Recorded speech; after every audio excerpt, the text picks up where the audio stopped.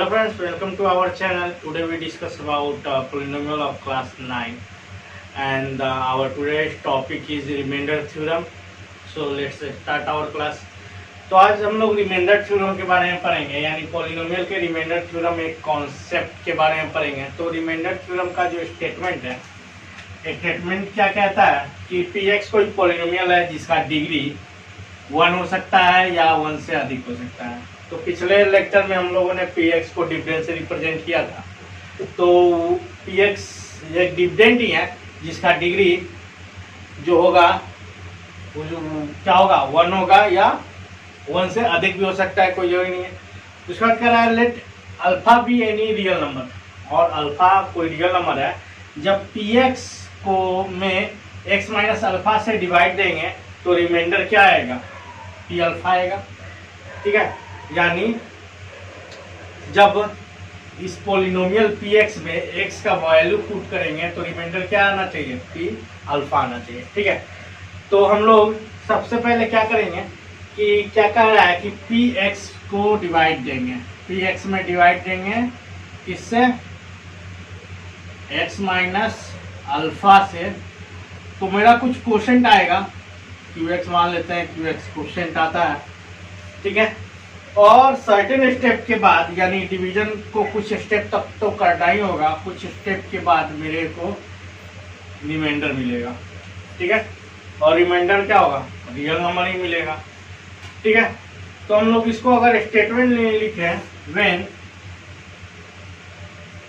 px is divided by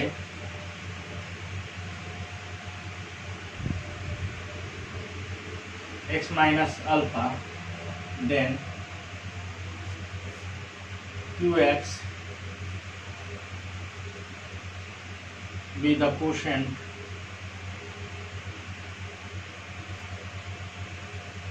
and rx be the remainder. यानी px को जब x minus alpha से divide करेंगे तो कुछ क्वोशंट मिलेगा और कुछ रिमाइंडर मिलेगा। तो क्वोशंट को हम लोग qx कह दिए और रिमाइंडर को rx कह दिए।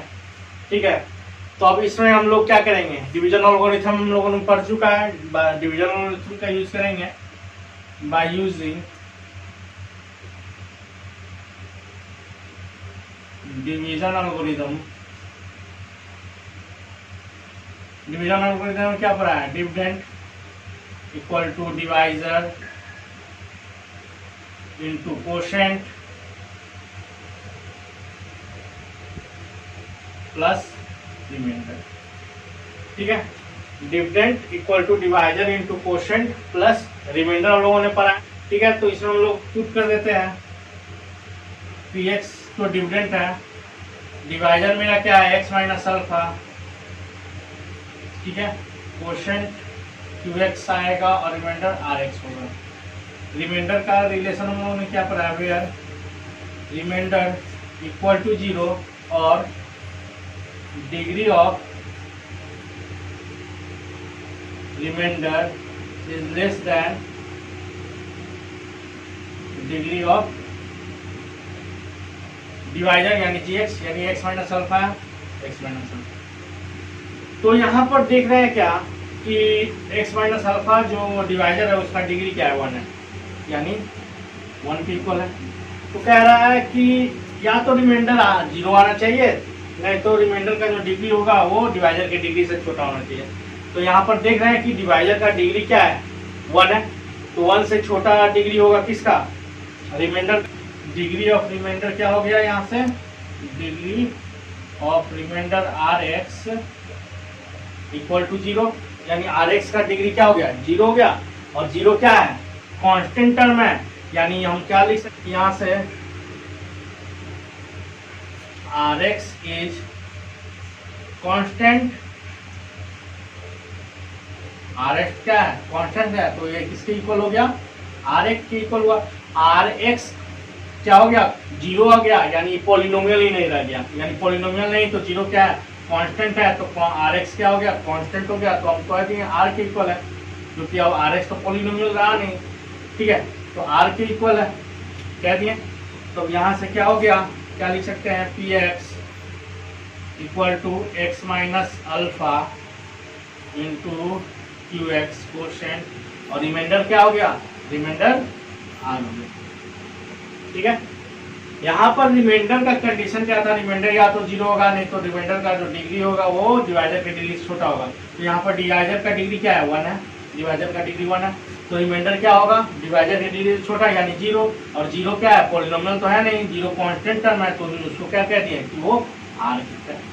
ठीक है, आर इसलिए लिखे क्योंकि आर एक्स यहाँ पॉलिनोमियल को रिप्रेजेंट कर रहा है, तो कांस्टेंट टर्म आर को रिप्रेजेंट करेगा। मान लिए कि आर को रिप्रेजेंट करता है। ठीक है, लीजिए से मान कहो दो कि ये आर है। ठीक है, अब यहाँ पर क्या करेंगे कि x माइनस अल्फा जो है, x माइनस अल्फा है, यहाँ पर क्या करेंगे, इसको 0 के इक्वल करके x का वैल्यू निकाल लेंगे। x का वैल्यू क्या आया, अल्फा आया। ठीक है, अब मेरे को क्या करना है, x का वैल्यू को पॉलिनोमियल में पुट कर देना है, यानी यहाँ देखिए p alpha, remainder p alpha चाहिए, तो x का वैल्यू हम पॉलिनोमियल पुट करेंगे, यानी x का वैल्यू क्या पुट करेंगे, अल्फा। तो यहाँ भी x का value alpha minus alpha into q alpha plus r. आगे देख रहे हैं, alpha minus alpha 0 into q alpha plus r, 0 into something 0, यानी पी अल्फा क्या हुआ, प्लस आर, यानी रिमाइंडर किसके इक्वल हुआ, पी अल्फा के इक्वल हुआ। तो क्या कह रहा था, remainder is p alpha, remainder p alpha होना चाहिए, तो रिमाइंडर पी अल्फा मेरे को मिल गया। तो इस तरह से हम लोग रिमाइंडर थ्योरम का प्रूफ करेंगे। ठीक है, अब यहाँ रिमाइंडर थ्योरम का यूज क्या है, उसके यूज को हम लोग देखेंगे। यूज को देखने से पहले एक एग्जाम्पल से हम लोग इसको समझने की कोशिश करते हैं। क्वेश्चन है कि डिवाइड करना है इसमें इससे, यानी ये क्या है, px है, डिविडेंड है, और ये gx है, यानी डिवाइडर है। तो लॉन्ग डिवीजन से पहले हम लोग डिवाइड करते हैं और रिमाइंडर फाइंड आउट करने का कोशिश करते हैं। ठीक है, तो x माइनस 2 से डिवाइड डालना है इसमें, x का power 4 plus 2x cube minus 3x square plus x minus 1। पहला स्टेप क्या रहेगा डिवाइड करने का, कि डिविडेंड का पहला टर्म और डिवाइडर के पहले टर्म को आपस में डिवाइड करके क्वोशिएंट फाइंड आउट करेंगे। नीचे से x से ऊपर का एक x कैंसिल हुआ, तो क्या बचा, x 3 बचा, x क्यूब और x मल्टीप्लाई करेंगे, x का पावर 4, x क्यूब और माइनस 2 मल्टीप्लाई करेंगे, minus 2x cube. Next step में सिंबल चेंज, नहीं पॉजिटिव है तो नेगेटिव, नेगेटिव है तो पॉजिटिव। x का पावर 4 पॉजिटिव और ये नेगेटिव कैंसिल आउट, x का पावर 3x 2x क्यूब और plus 2x cube plus 4x cube हो गया, minus 3x square plus x plus minus 1।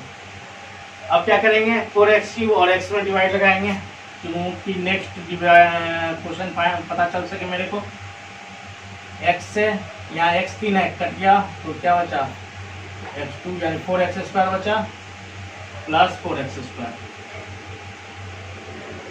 4x square और x मल्टीप्लाई करेंगे तो 4x क्यूब और 4x स्क्वायर माइनस 2 यानी माइनस 8x स्क्वायर।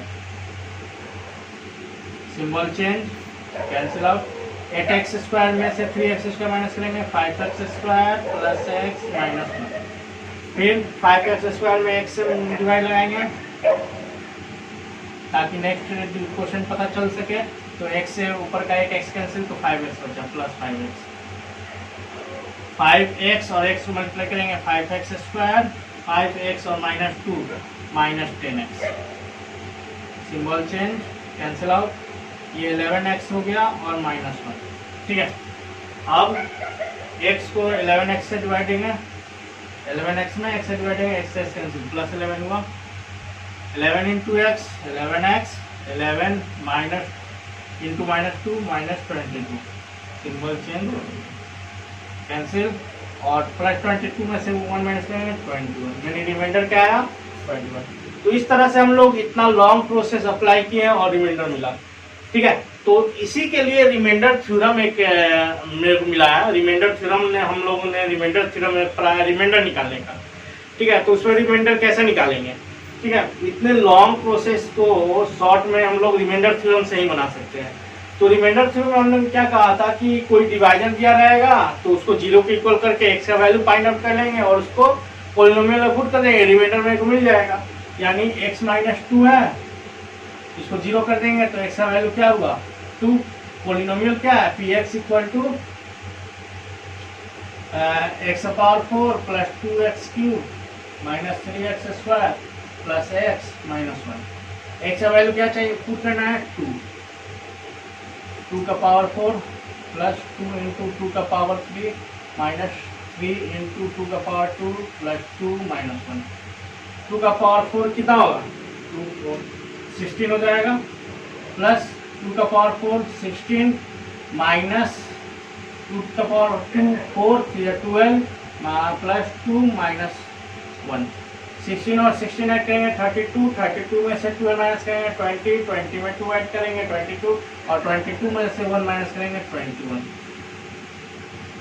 देखें यहाँ पर हम लोग कितने शॉर्ट वे में रिमाइंडर थ्योरम की मदद से हम लोग किसी भी पॉलिनोमियल का रिमाइंडर फाइंड आउट कर सकते हैं। ठीक है, हम लोग रिमाइंडर थ्योरम का अप्लाई करके किसी पॉलिनोमियल दो पॉलिनोमियल के बीच के रिमाइंडर को फाइंड आउट कर सकते हैं, और नहीं तो दूसरा लॉन्ग डिवीजन यूज करना होगा। तो रिमाइंडर थ्योरम से हम लोग बहुत ही आसानी से सिंपल वे में रिमाइंडर फाइंड आउट कर सकते हैं।